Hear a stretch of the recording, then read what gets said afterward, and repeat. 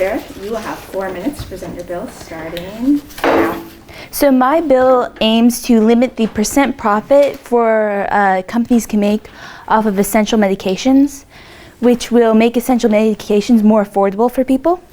So nowadays it costs about $10 to make a vial of insulin, and they are sold for about $250 per vial, which is about a 2,500% profit rate, which if we simply drop that to 500% profit, then we can reduce costs and make it so much more affordable for the everyday person. The same is with, EpiPens, where EpiPens cost about $30 to produce, and they end up being sold for $690, which is 2,300% profit.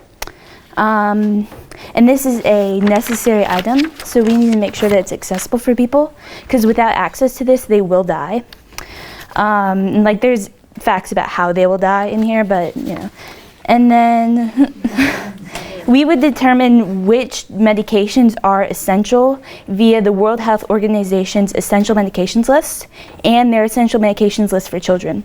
This would be an unbiased source, and they're well informed. The FDA would enforce this. Companies who produce drugs on this list will be required to send in reports quarterly so that we can track and make sure that they're staying within this 500% profit range. And then punishments could range anywhere from fines or jail time. And then for repeated offenses, we could even revoke their license to sell for a year or however long we deem necessary. And then funding for this would be minimal because it would just go through the FDA. Maybe a salary's worth of money would need to be allocated for this. But overall, it would be minimal to no funding needed. Questions? Representative LeBron. Okay, so medication production is a business, correct? Mm-hmm. So how would we, if we're limiting the amount of profit these companies can make on producing medication, how would we be able to convince these companies to continue to produce that medication? What's to stop them from just stopping production of these essential medications and moving on to a non-essential one that they can sell for 2,000% profit? Even if name brand companies are going to boycott this, there are still companies that sell at a more reasonable price who would be willing to, negotiate down. And I'm sure it would still be a lot of profit if we allowed them to go at this. And profit doesn't include the cost of salaries or other costs.